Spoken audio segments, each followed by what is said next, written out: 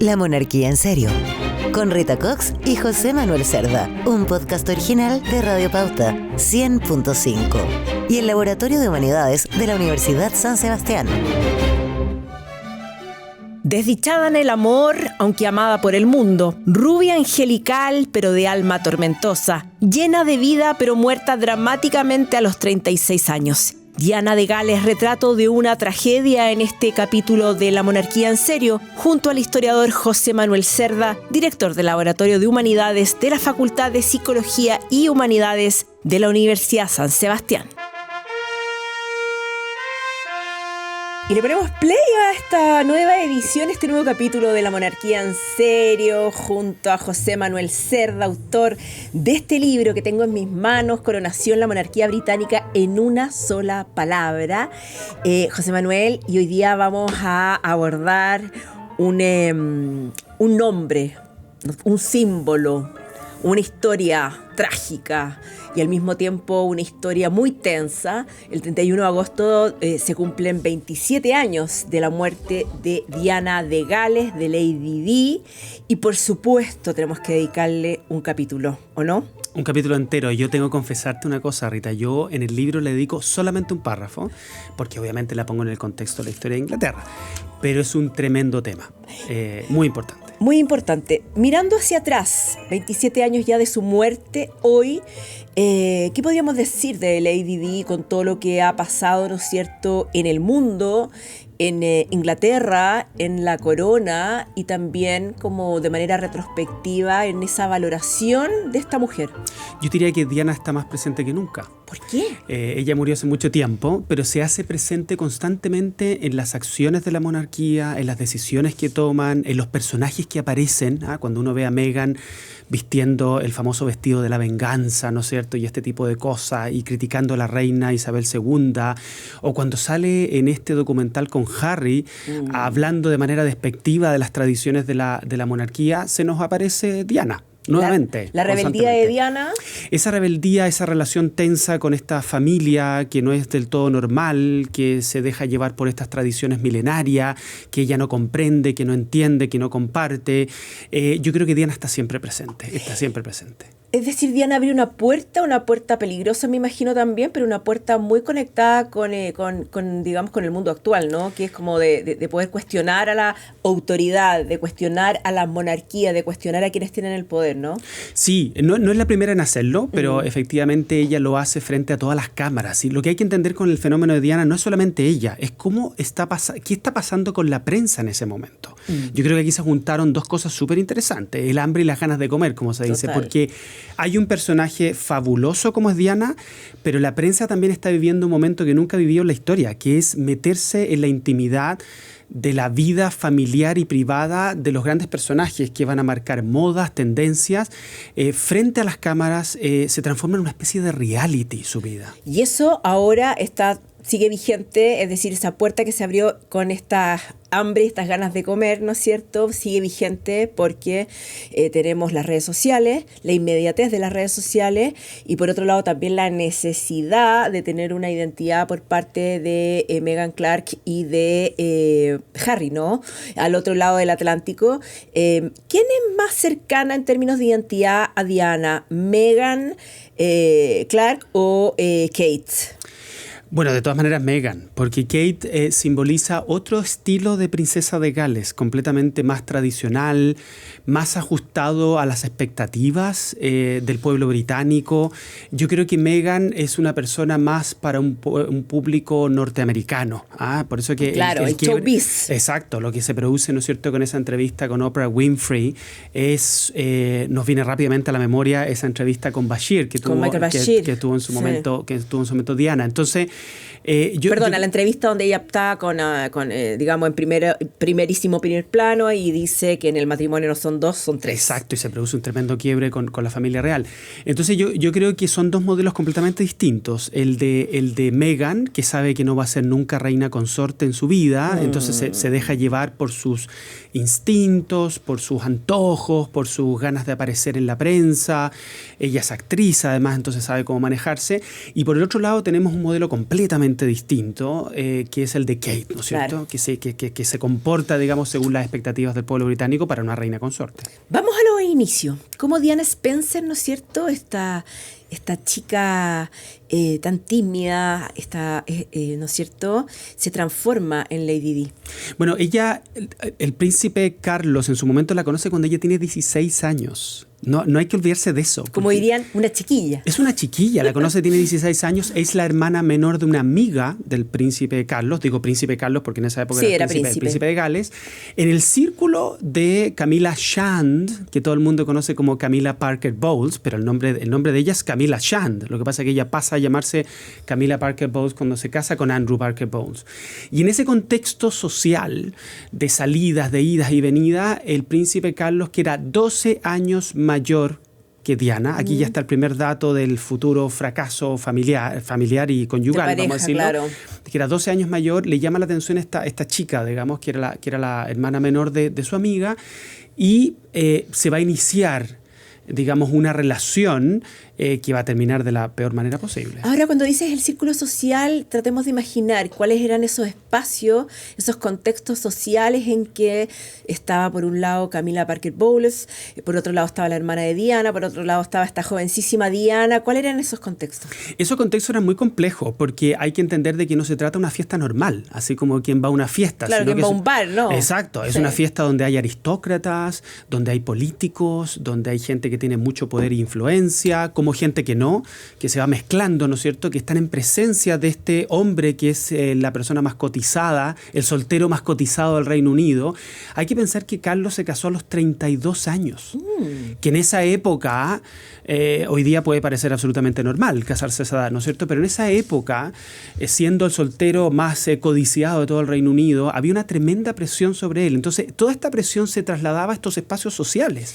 Siempre todo el mundo le estaba buscando novia, digamos. Exacto. Yeah. Y esto yo creo que se transpiraba un poco en estos espacios sociales, ¿no es cierto? Hay que imaginarse una fiesta donde él entraba, pero no como un veinteañero, sino que como un hombre que ya tenía 29, 30, 31 años, que estaba todo el mundo con los ojos puestos en él. ¿Cuándo se va a casar este chico? Entonces todo eso, imagínate la tensión que generaba. Me imagino como la Cenicienta cuando el príncipe va a la fiesta y están como todas las mujeres, incluidas las hijas de la madrastra, esperando, digamos, ser seleccionadas por este príncipe. Exacto. Ahora,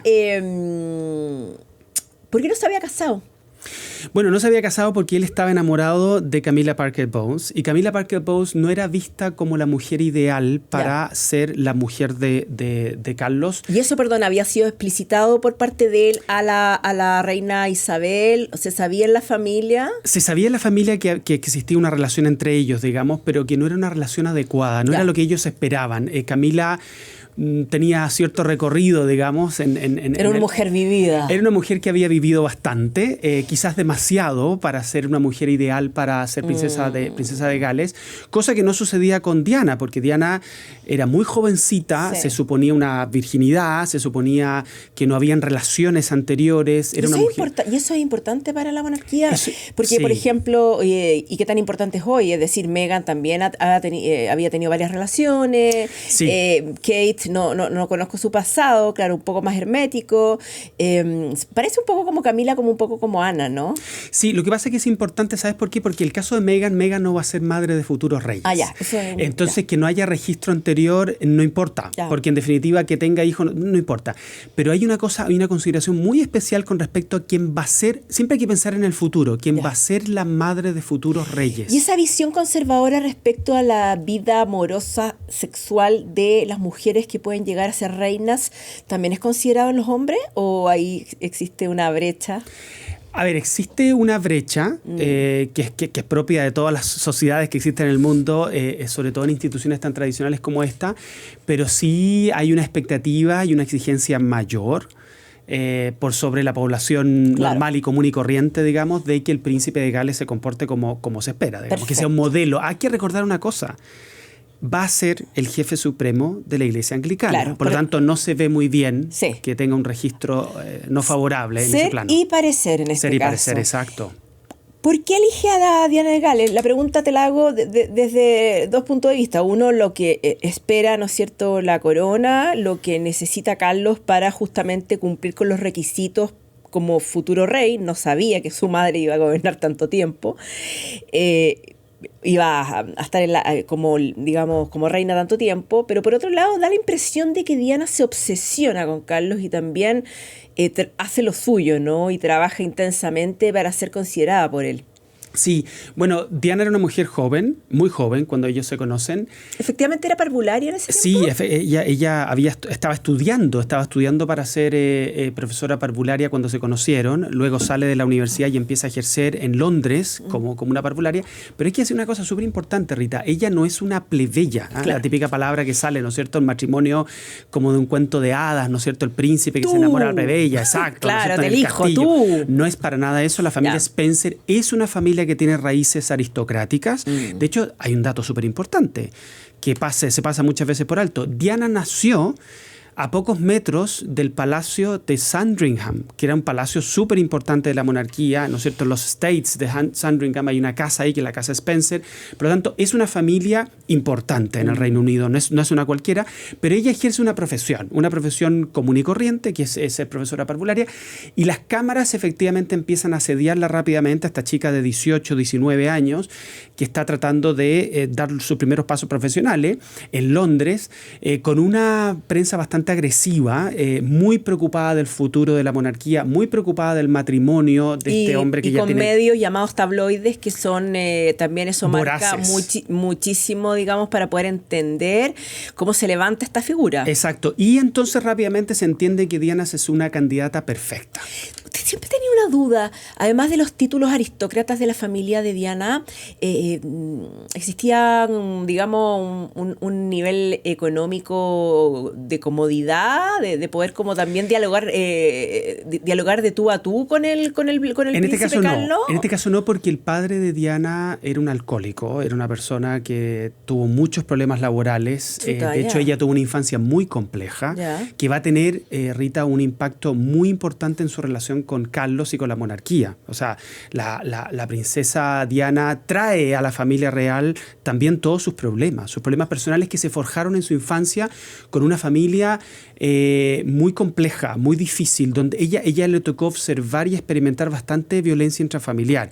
Y por eso que no estamos hablando de una familia millonaria o con grandes medios, pero que sí tenía raíces aristocráticas. Te lo pregunto porque ella, claro, uno sabe que ella trabajaba cuidando niños, ella trabajaba en este jardín infantil, entonces uno no sabe si eso es porque tenía que hacerlo. Tenía que hacerlo por necesidad y de hecho compartía departamento también con amigas. Y claro, perfecto. O sea, su primera gran herida es esta familia disfuncional con este padre alcohólico. Esa es su primera herida, porque sabemos que es una mujer con muchas heridas, con problemas, digamos, emocionales fuertes, con estas disfuncionalidades también respecto a su relación con la comida. Sí. Es decir, podemos entender a una mujer que desde muy chica es una mujer compleja. Exacto, y que muy joven entra en esta relación, pero entra en una relación no con cualquier persona, sino que con el soltero más codiciado del Reino Unido, con toda esa presión. ¿Y la diferencia de edad significa también que hay una relación en que ella busca una figura paterna? Sí, yo creo que eso sucede y creo que en el caso de Carlos se produce justo lo contrario. Me casé con esta niñita que no sabe nada, que no conoce la vida, que no entiende la monarquía. Entonces es explosivo del punto de vista negativo lo que empieza a generarse entre ellos desde un comienzo. ¿Este matrimonio es por amor o es un casting finalmente? Bueno, es súper interesante. Hay una entrevista que le hacen a ellos recién, digamos, comprometidos, famosa, que aparece... Los dos frente a la cámara. Los dos frente a la cámara, cualquier persona lo puede encontrar en YouTube, donde ella, muy jovencita, parece como muy inocente, diciendo que está muy enamorada del príncipe Carlos, y le preguntan a él, y él dice, bueno, lo que sea que eso signifique, digamos, refiriéndose al amor. Una respuesta bastante pesada, bastante irónica, bastante fría, y que de alguna manera va a desatar las características de esta relación bastante tormentosa y compleja. Ya entonces, una vez que se casan con ese matrimonio impresionante que vimos todos, cuando incluso no existía el TV cable, cuando no existía el streaming, cuando no existían las redes sociales, que lo vimos todos y nos amanecimos viendo esa boda, ya en ese matrimonio entonces, cuando se casan, ya son 3. Ya son 3 y además hay unas cosas interesantes que quizás la gente no percibió en ese momento. Me refiero, ya son 3 Diana, Carlos y Camila. Claro, no es que haya una relación en curso de Carlos con Camila, pero Carlos todavía estaba muy enamorado de Camila cuando se casan. Él recibe la presión sobre todo de su padre, el príncipe Felipe, para casarse. Obviamente tenía 32 años. Hay que asegurar la sucesión al trono. Acuérdense que esto no es un tema personal de quién me gusta, quién no me gusta, quién me atrae. Aquí hay un tema de un deber. Lo más importante es el deber, producir un heredero o una heredera al trono. Y ahí yo creo que tocas un tema clave, que es el deber frente a todo, ante todo, y que eso también contrasta con lo que parecen las relaciones hoy de Harry y de Guillermo, ¿no? Sí. Porque Harry se muestra, tanto en su biografía, ¿no es cierto?, publicada hace ya, ¿cuánto?, 2 años, sí. Como también en el documental que vimos, absolutamente enamorado de Meghan, es decir, la palabra estar enamorado, y por otro lado también Guillermo se ha mostrado sumamente enamorado a pesar de estas como, no sé, historias de supuesta infidelidad y todo, pero se ha mostrado ser un hombre muy importante en relación a su mujer, que es Kate, ¿no? Sí, yo en todo caso, y esto es una opinión absolutamente personal, yo creo que el matrimonio de Harry y Meghan no va a prosperar. No va a prosperar porque tiene todos los tintes, todas las características de un matrimonio mediático, por así decirlo, donde yo no puedo cuestionar si hay amor entre ellos o no los conozco suficiente, digamos, pero... Yo creo que hay pasión, pero quizás no amor. Sí, pero ahí estamos entrando en otros terrenos. Pero el tema de la boda del siglo, del año 81, es súper interesante, Rita, por un tema histórico. ¿Ya? Mira, tú tienes que pensar que a la reina Isabel II le tocó vivir la desintegración del Imperio Británico. O sea, cuando muere su padre el año 51, hasta el año 81... que han pasado 30 años, se produce la desintegración. Y por lo tanto... Perdona, brevemente, ¿qué significa esta desintegración? Bueno, el Imperio Británico había sido el imperio más grande que ha conocido la humanidad en su historia. El momento máximo, reina Victoria, una mujer líder impresionante, increíble. Y poco a poco se empieza a desintegrar el Imperio Británico y con ello la influencia del mundo británico sobre todos los continentes. Entonces pasa una cosa súper interesante, que el matrimonio de 1981 entre Carlos y Diana se ve como el nuevo momento donde el Reino Unido vuelve a estar en las pantallas de todo el mundo. Se ve como un momento estelar, como ¿Y Diana espectacular. tiene conciencia de eso? Yo creo que Diana es usada para eso. No solamente tiene conciencia de eso, sino que se siente increíblemente presionada. O sea, esta jovencita que tiene 20 años, ella nació el año 61, que se casa el 81, tiene sobre sus hombros, por eso que pobrecita, uno entiende lo que le pasó finalmente, y por qué se desatan todos estos traumas de infancia en esos primeros años de matrimonio. Eso es estreses. Eso es mucho estrés, porque mira, tú tienes que pensar, a ver, el año 81 estamos en plena Guerra Fría. ¿Cuáles son los dos grandes protagonistas del mundo? La Unión Soviética y Estados Unidos. El Reino Unido ha pasado a un tercer plano porque había sido un gran imperio, pero ya no lo era. Por lo tanto, el año 81 no se vio simplemente como una boda, se vio como el momento en que el Reino Unido vuelve a tener un protagonismo. Pero de todas maneras, o sea, yo me acuerdo como una niña chilena estábamos nosotros entrando además en Chile a un momento, estábamos en un momento político muy tenso, estábamos entrando no lentamente a una crisis económica, digamos la gran crisis del año 82, claro. Y en contraste veíamos estos brillos, estos vestidos, esta opulencia. Entonces, claro, para Chile y para el mundo debe haber sido una señal que yo creo como nunca antes vista. Exacto, y ahí se empieza a producir una tensión entre los protagonismos de Diana y Carlos. Desde ese momento, mira, ¿cómo? Se casan en San Pablo. ¿Por qué se casan en la Catedral de San Pablo cuando generalmente los matrimonios de la monarquía se habían producido en Westminster? Porque la música que le gustaba a Carlos, no a ella no importaba. La acústica era mejor la de San Pablo. Entonces ella ya se siente un poquitito desplazada como niñita. Esta niñita con la que me estoy casando, con la que no estoy tan enamorado y que no sabe mucho, yo lo voy a decidir todo. Entonces ella entra, fue utilizada, por así decirlo de esa manera, entra maravillosa, espectacular, preciosa, pero al mismo tiempo ella empieza a sentar ciertas modas en su vestido, en su peinado. O sea, desde el año 81 en adelante las mujeres de todo el mundo se querían vestir como Diana y se querían peinar como ella. Entonces se producen dos cosas.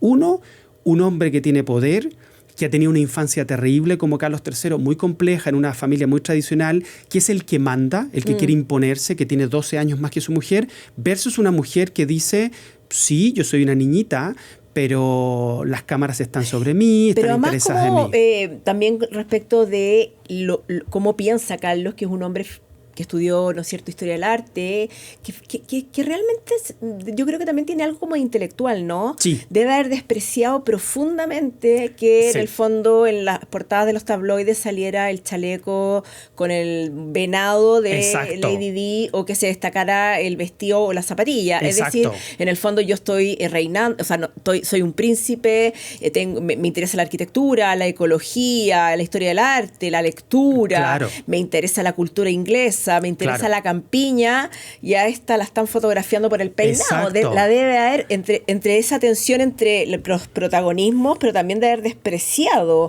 lo que significaba esa frivolidad, ¿no? Sí, él es el hombre que acumula toda la autoridad, todo el poder. Es una persona interesante. En cambio, esta es una chiquilla bonita. Exacto. Simpática, tiene carisma, pero yo creo que eso no fue suficiente. Y la belleza no era un tema más en la monarquía.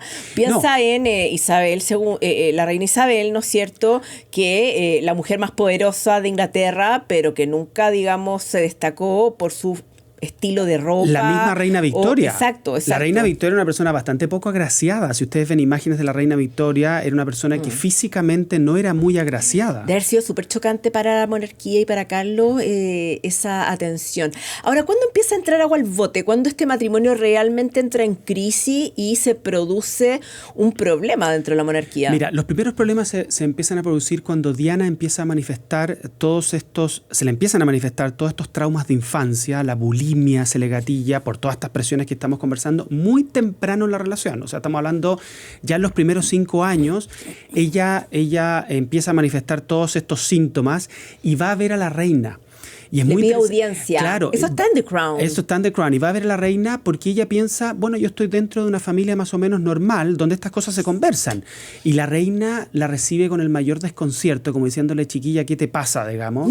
Claro. Aquí lo importante es que tú seas una buena princesa de Gales, que ojalá tengan hijos lo más pronto posible, que se asegure la sucesión al trono. No le dice exactamente esto, pero eso es lo que está en su cabeza. En cambio, en la cabeza de Diana, ¿qué es lo que está? Quiero que me acojan. Estás escuchando un podcast original de Radio Pauta. 100.5. Ella esperaba un abrazo por parte de la reina y la reina la atiende en una audiencia formal de los minutos. Totalmente. Además que te acuerdas que en The Crown aparece muy bien cómo la reina tiene incluso reuniones de pie para no perder el tiempo. Claro, y le dice, tienes algo más que decir. O sea, como diciendo, bueno, tu problemita es un problema mínimo, resuélvelo, sort it out, como se dice en inglés, y yo tengo que ahora recibir al primer ministro, lo siento. O sea, y de esa reunión marca finalmente como el destino de esa soledad que vive Diana. Bueno, ahí se empieza un camino, ¿no es cierto? Un camino de marginación, un camino de soledad, un camino donde Diana tiene que vivir todos estos problemas solos.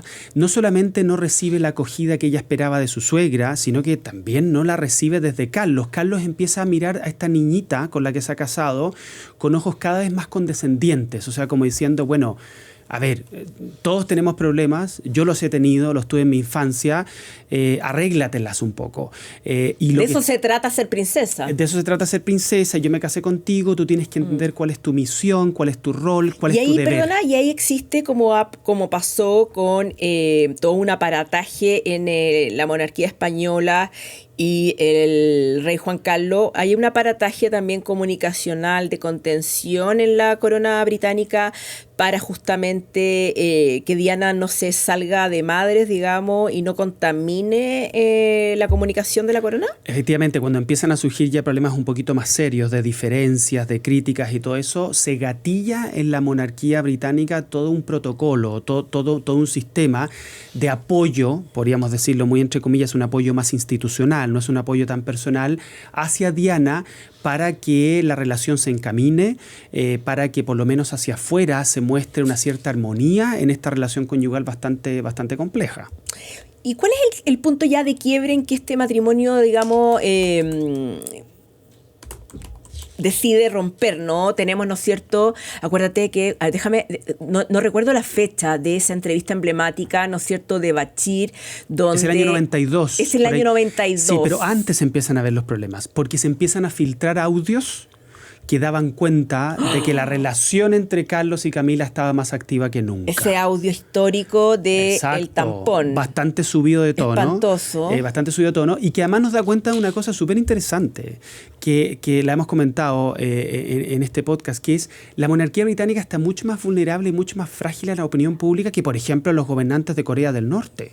¿no es cierto? O de Irán. No sabemos nada de ellos. No sabemos nada de ellos. Viven en un hermetismo absolutamente infranqueable. La monarquía británica es súper poderosa, pero al mismo tiempo es súper frágil, si tú lo piensas, porque siempre ha estado en la mira y siempre ha estado, piensa tú que se hizo... Es un cuento de hadas. Es un cuento de hadas, claro. pero que es un reality que lo vemos todos en nuestras casas. O sea, piensa tú lo que significa la serie The Crown, que llega hasta cómo William y Kate se conocieron, y William y Kate están vivos y son jóvenes. O sea, esta intromisión en la vida privada de los miembros de la familia real nos permite conocerlos en su intimidad, por así decirlo, mucho más... Y juzgar. Y juzgar, mucho más que otros gobernantes, ¿no es cierto?, de repúblicas, supuestamente, así como medias democráticas, bueno, en el caso de Corea del Norte, donde hay mucho más hermetismo.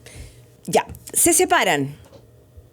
¿Cuál es la figura, digamos, de esa separación? ¿Es una separación? ¿Es un divorcio? ¿Qué significa para la Lady Di respecto de sus derechos y deberes en la corona? Y también...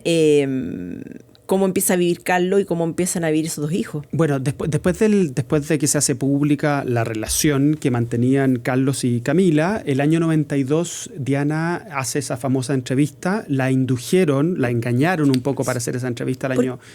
¿Por qué la engañaron? Eso sigue siendo tema. Las disculpas de la BBC por el engaño para conseguir la entrevista del siglo con la princesa Diana fue un tema de mayo del 2021. Ya habían pasado muchísimos años de esa entrevista. Bueno, este periodista Bashir utiliza a Diana. Martin, yo le decía Michael, es Martin Bashir. Bashir, en el fondo, llega a Diana a través de un contacto que tenían en común y él se aprovecha de este momento de dolor que está viviendo ella, porque claro, tú te acercas a una persona con dolor y le vas a sacar una confesión y quizás le puedes sacar más cosas. Hay una promesa y una serie de condiciones que él le ofrece a ella, que no se cumplen, y por eso que se produce un engaño mediático, por así decirlo, donde Diana está dispuesta a declararlo y a decirlo todo en una especie de catarsis, ¿no es cierto?, a sacar todo lo que tiene adentro. Cuesta creer que fue engañada, ¿no? Bueno, lo que pasa es que ahí está el tema con Diana. El gran problema de Diana es que Diana empezó a dialogar con este monstruo que es la prensa, pero este monstruo te come finalmente. Esa es un poco la relación. También, al menos según la figura, lo que se expone en The Crown, ella también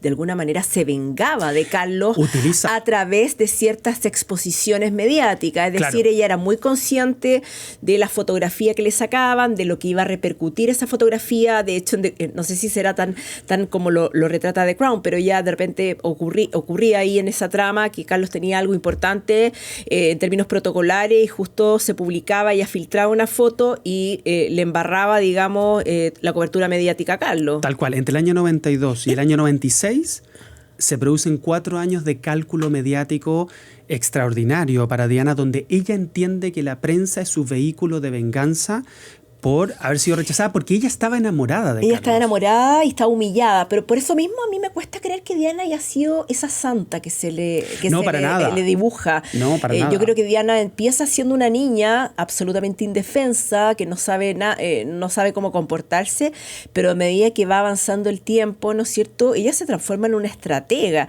De hecho, dime tú si es que también toda esa relación que tiene, ¿no es cierto?, con fundaciones, con las visitas, ¿no es cierto?, a lugares en conflicto, esas fotos inolvidables, esos videos inolvidables de ella circulando por lugares que tienen minas antipersonales, ¿no son también una estrategia, ¿no es cierto?, para mostrarse de alguna manera como una... Empática, carismática. Empática, cercana, sacrificada, de alguna manera como una suerte de santa, ¿no? Sí, esos abrazos que hacen los enfermos de SIDA, ¿no es cierto? En una época donde el SIDA era un tema tremendamente tabú y todo eso. Exacto. Claro, ella es consciente de todo eso. A ver, yo creo que hay algo auténtico en su carisma. Yo creo que Diana era una persona empática desde su personalidad. Pero ¿qué es lo que nos parece poco auténtico? Nos parece poco auténtico el que ella haya mediatizado todo esto para utilizar a la prensa como un vehículo de venganza por su ruptura matrimonial que se produce finalmente el año 96 y que del 92 al 96 hay toda una relación con la prensa que es como de amor y odio, es como te utilizo pero no me hagas daño. Debe haber sido muy difícil para la reina. Fue súper complejo. La reina siempre hermética. Y la reina pasando el peor año de su reinado, que fue el año 92, donde se produce ese gran incendio, del Palacio de Windsor, donde se queman obras de arte y cosas que eran de su familia, donde se produce el divorcio del príncipe Andrés, su hijo, con Sarah Ferguson, donde se distancia también la princesa Ana de su matrimonio. El año 92 lo describe la reina Isabel II como el año horrible de su reinado. Entonces, está pasando de todo. Así todo no es considerado una crisis. Así de todo no es considerado una gran crisis comparada con las otras. José Manuel, ¿qué significa para Carlos la corona y los ingleses la relación de Lady Di con Dodi Al-Fayed, hijo de este empresario, dueño de los almacenes Harrods, que son impresionantes, que es como una suerte de reducto de la comunidad musulmana con mucho dinero, que se viste en Harrods, y también es un símbolo en el sentido de, es un símbolo de que el mundo musulmán llega como migrante, digamos, a Gran Bretaña, pero llega con un poder económico tremendo, pero son musulmanes. Sí, es súper interesante lo de Harrods. Yo le recomendaría a todo el mundo ir a Harrods porque es precioso. Los envases de los chocolates, de los cafés son realmente una belleza. Pero es impresionante también la gente que va. Son millonarias que van con sus niñas. Exacto. Cierran las puertas para que compren las niñas de 5 años junto a sus madres. Y tú puedes comprar de todo. Tú sabes que por Harrods se podía comprar hasta un elefante. Tú puedes comprar absolutamente todo porque es el despliegue del lujo, de la extravagancia, pero es algo profundamente británico. ¿Por qué Dodi Al-Fayed compra Harrods? Él era el dueño de Ritz, ¿no es cierto? Claro, en París. Porque en el fondo él quería comprar lo británico. Corrígeme, ¿es dueño del Ritz en París? Sí, exacto. Sí, dueño de Ritz en París y luego compra Harrods. ¿Por qué compra Harrods? Es como comprar British Airways, porque en el fondo él no quería comprar algo... Es como comprar el Museo de Bellas Artes en Chile. Exacto. Él quería... Es como comprar chilenidad. Es como comprar lo inglés. La identidad. Exacto. Yo, yo no soy británico, yo soy egipcio, pero tengo el poder económico para comprar aquello que está en la más esencia de lo británico. Y no soy un migrante, digamos, que está adaptándose o en crisis, o un migrante al que puedan humillar. Exacto. No, voy a ser un hombre importante. Un protagonista de la historia británica. Y tan protagonista que no solamente voy a comprar Harrods, que era un símbolo de lo que es ser británico, sino que además voy a hacer todo lo posible para que mi hijo empiece a tener una relación con la ex princesa de Gales. No, impresionante esa trama. Ahora, pero por eso mismo, ¿qué significa para Carlos la corona y los ingleses esta relación que finalmente, imagínate, Lady Di, en esta posibilidad de emparejarse o, especulemos, de casarse con un hombre proveniente de Egipto y de su religión, el Islam? Bueno, Diana se siente liberada. Después del año 96, cuando se produce la ruptura definitiva con Carlos, en el fondo ella lo que le quiere mostrar al mundo es: yo soy una persona, no soy la princesa de Gales, y me voy a casar y me voy a relacionar con quien quiero, con quien me dice mi corazón. Voy a poder ser yo por primera vez. No he podido ser yo con Carlos, con esta familia real extraña, llena de protocolos, llena de tradiciones que no entiendo, que no comprendo y que rechazo. Pero en la elección de Dodi Al-Fayed, ¿no hay también una provocación? Absolutamente. O sea, en el fondo, el relacionarse... Yo creo que ella nunca quiso casarse con Dodi Al-Fayed, realmente. Sí. Pero el relacionarse con él públicamente, tan públicamente a través de los medios de comunicación, de que le sacaran fotos y videos. Las lanchas. Las vacaciones. Sí. Después se arrepintió un poquitito ahí en el sur de Francia porque tenía la prensa encima, pero jugaba un poquito con esta idea de provocar a la familia real, como diciéndole: yo salgo con quien quiero, incluso con un tipo de persona que ustedes rechazarían totalmente porque viene de otro mundo, es un mundo oriental, es un mundo musulmán que no tiene nada que ver con el Reino Unido, pero que tiene poder, que tiene la capacidad de ser protagonista de alguna manera. Vamos a un episodio cinematográfico. En la película Spencer, ¿no es cierto?, de Pablo Larraín, hay una imagen que yo no vi, tú me revelaste, en que hay una comparación breve pero potente para ti de Lady Di con Ana Bolena. Súper interesante. La verdad es que no pude observar eso. Creo que hay que tener mucha información. Pablo Larraín la tiene y tú la tienes. Cuéntanos qué pasa ahí. Bueno, eso es lo entretenido de saber historia, ¿no es cierto? Que uno ve nuestra realidad y nuestra actualidad de una manera completamente distinta, con ojos distintos, porque uno observa detalles que pasan por alto, digamos, cuando uno ve una película así sin tener ese conocimiento histórico. Es súper interesante la comparación, es súper sutil y sofisticada la comparación que hace Pablo Larraín en la película Spencer sobre Diana entre ella y Ana Bolena. ¿Por qué?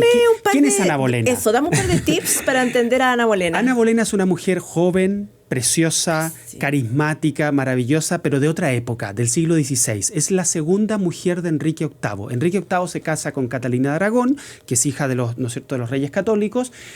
No pueden tener un hijo hombre. Él quiere tener un hijo hombre para que le sucedan el trono, aunque pueden acceder las mujeres. Y entonces se produce toda esa ruptura y ese quiebre con Roma, porque la Iglesia Católica le decía que no se podía casar por segunda vez, no podía repudiar a su primera mujer. Entonces se produce la ruptura y todo eso, y él decide casarse con quien quiere, y en este caso es una jovencita mucho menor que él, muy bonita, muy carismática, ahí es donde está un poco la analogía con Diana, pero que ella no tenía la menor idea en qué se estaba metiendo. Por eso que ahí hay una comparación muy sofisticada con la vida de Diana, ¿no es cierto? Esta joven atractiva, que se casa no por amor, sino que por conveniencia, que va a ser utilizada, y que se le aparece a Diana en los pasillos, ¿no es cierto?, del castillo de Windsor. Y claro, es una aparición que es totalmente ficticia, porque obviamente Ana Bolena es del siglo XVI, estamos hablando de fines del siglo XX en el caso de Diana, pero se le va apareciendo constantemente como una semblanza de su vida, como de lo que está por venir. ¿Y qué es lo que se le viene a Ana Bolena? Bueno, le cortaron la cabeza. O sea, así de trágica. Está buena la metáfora, ¿eh?, que hace Pablo Larraín. Espectacular. Sí, porque le cortan la cabeza, digamos, podríamos decir mediáticamente, le cortan la corona, le cortan en la Torre de Londres, en el cabeza, patíbulo. y también en ese trayecto fatídico en París, ¿no? Exacto. O sea que son metáforas muy, muy apropiadas, muy interesantes de una mujer joven como Ana Bolena, segunda mujer de Enrique VIII, que se le acusa finalmente por traición, que es la madre de una futura reina como Isabel I, que fue una reina súper importante. Y la palabra traición también es importante ahí, porque finalmente es una traición a una manera de ser de la monarquía en la que no cabía este relato público de la tragedia que ella estaba viviendo. Exacto. En estricto rigor debería haberse quedado callada y haber asumido y haberse casado para siempre, no haber pedido el divorcio. Sí. Y bueno, vamos cerrando. Muere a los 36 años, impactante cuando uno menciona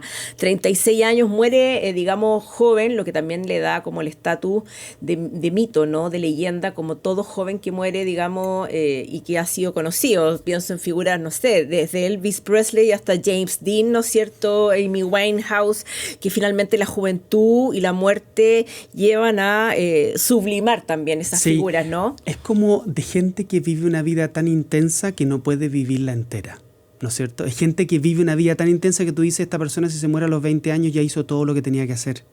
Ya dijo todo lo que tenía que decir, ya dejó todo el legado que podía dejar.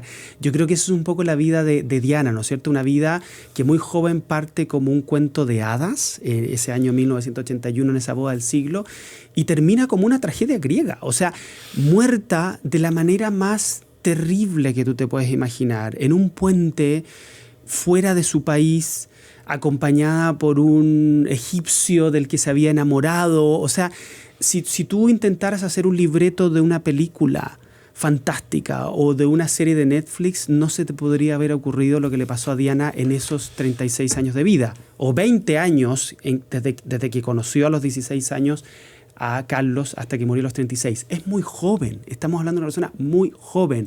Sí, y por esa muerte tan precoz es que nos llena también de preguntas: ¿qué sería de Diana de Gales hoy día? ¿Qué rol tendría, ¿no es cierto?, en la relación de Harry y Meghan? ¿Qué rol tendría hoy, ¿no es cierto?, con Kate, ¿no es cierto?, su nuera enferma? ¿Cuál sería su rol también público, ¿no es cierto? Son tantas las preguntas de esta vida que quedó suspendida en la tragedia. Lady Di, Diana de Gales, en el capítulo de hoy de La Monarquía en Serio. La pueden, por supuesto, siempre revisar en www.pauta.cl, y también está disponible en Spotify. Está La Monarquía en Serio, esta entrega de Pauta. Gracias a José Manuel Cerda por esta conversación. La Monarquía en Serio, con Rita Cox y José Manuel Cerda, un podcast original de Radio Pauta 100.5 y el Laboratorio de Humanidades de la Universidad San Sebastián.